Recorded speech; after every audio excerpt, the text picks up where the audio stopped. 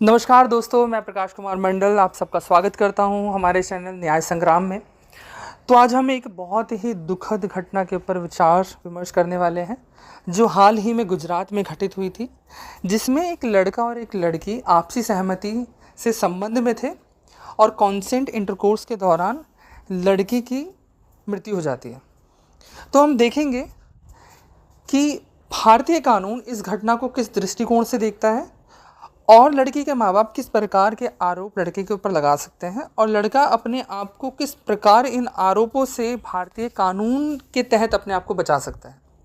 Video की शुरुआत में ही बताना चाहूँगा कि मेरा पर्सनल कोई मत नहीं है, पर जैसा बताया जा रहा है कि संबंध आपसी सहमति से बनाए गए थे, तो वीडियो के दृष्टिकोण को उसी डायरेक्शन में रखा गया है। तो बिना किसी इंतज़ार के इस वीडियो की शुरुआत करते हैं।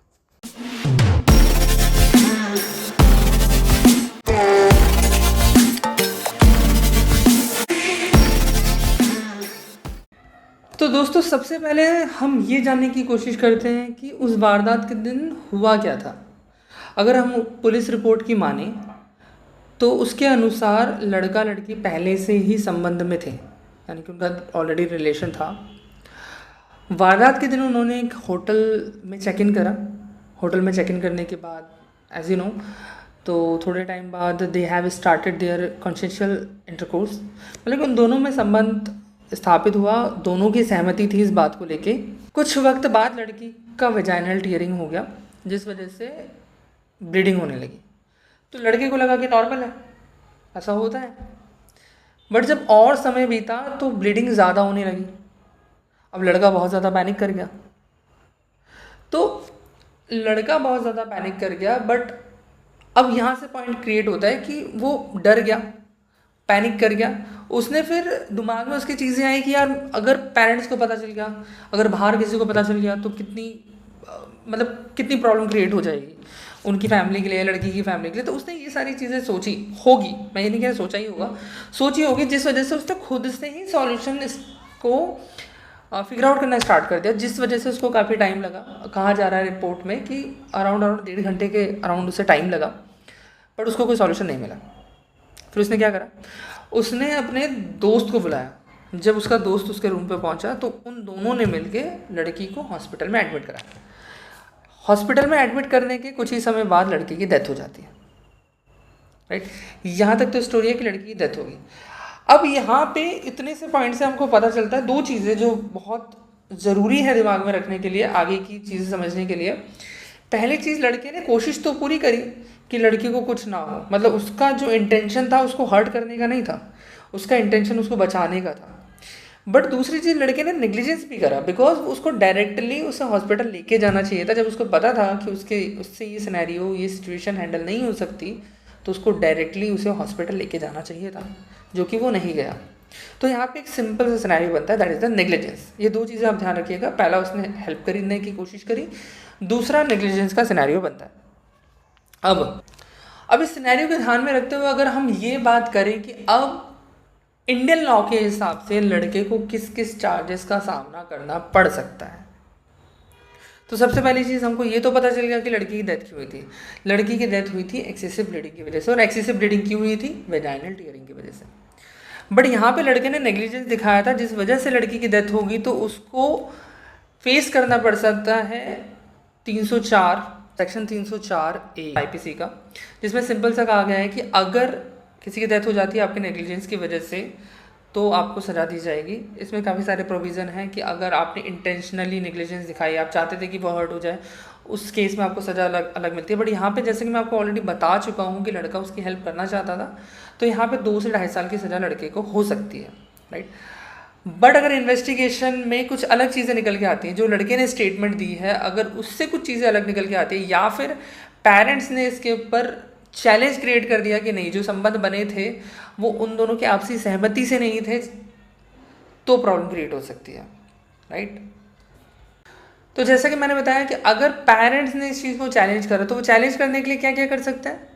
पेरेंट्स अगर इस चीज़ को चैलेंज करते हैं तो वो एक फॉल्सी एफआईआर 376 आईपीसी, जो कि रेप के केसेस के अंडर आती है, या फिर वो 375 या फिर 120 के अंडर एफआईआर करवा सकते हैं। दूसरी चीज़ है कि वो ये प्रूफ करने की कोशिश कर सकते हैं कि जो भी इन दोनों के बीच में हुआ वो फोर्सफुली था या फिर लड़के ने ब्लैकमेल करा।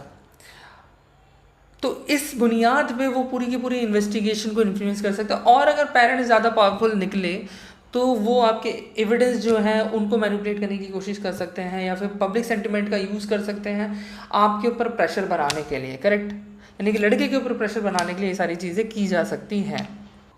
तो फिर लड़का क्या कर सकता है इस केस में? अगर लड़का को इन सब चीज़ों से बचना है तो सबसे पहली जो मोस्ट प्रायोरिटी वाली चीज़ होगी वो ये होगी कि उन दोनों के बीच में जो भी संबंध बने वो संबंध कंसेंट होने चाहिए, यानी कि आपसी सहमति से बने होने चाहिए।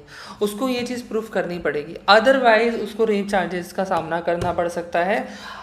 अगर पेरेंट्स ने इस चीज़ को प्रूफ कर दिया कि नहीं, लड़के ने ब्लैकमेल करा था या फिर दोनों के बीच में जो भी संबंध थे वो कॉन्सेंट थे, यानी कि आपसी सहमति में नहीं थे, तो लड़के को काफ़ी प्रॉब्लम क्रिएट हो सकती है। तो इससे बचने के लिए लड़के को बहुत ध्यान रखना होगा किन चीज़ों का।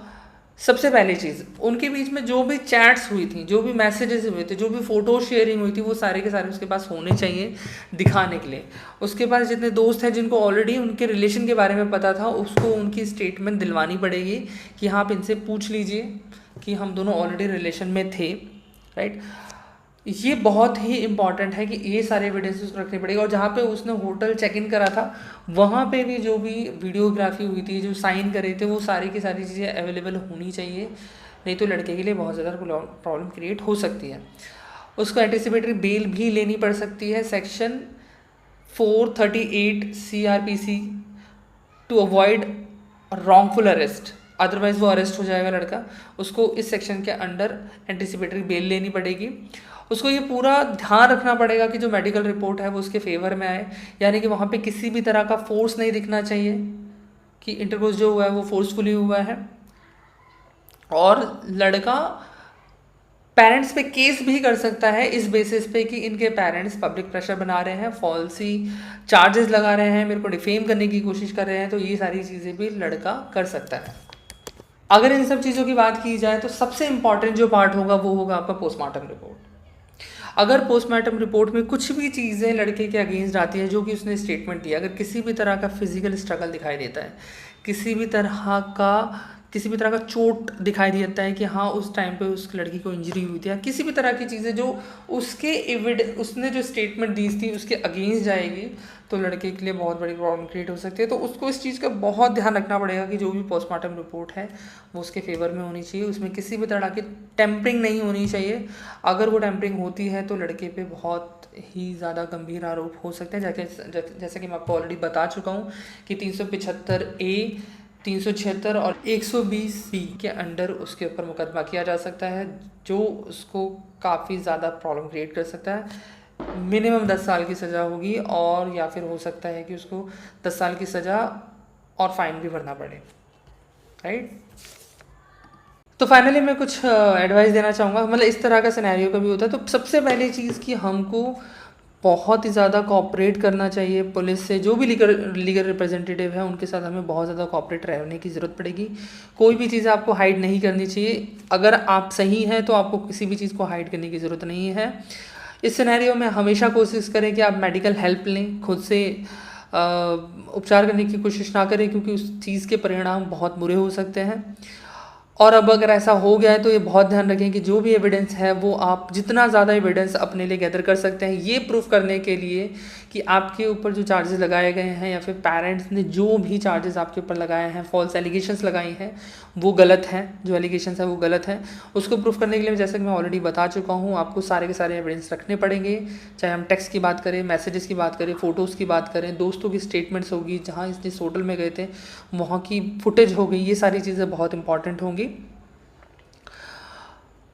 ताकि आप ये प्रूफ कर सकें जो भी आपके बीच में संबंध हुए थे वो कॉन्सेंट थे। सबसे इम्पॉर्टेंट ही यही है। अगर ये प्रूफ कर दिया आपने तो आपके ऊपर सिर्फ 304 का ही मुकदमा लगेगा, जिसमें आपको 2 से 2.5 साल की सज़ा होगी।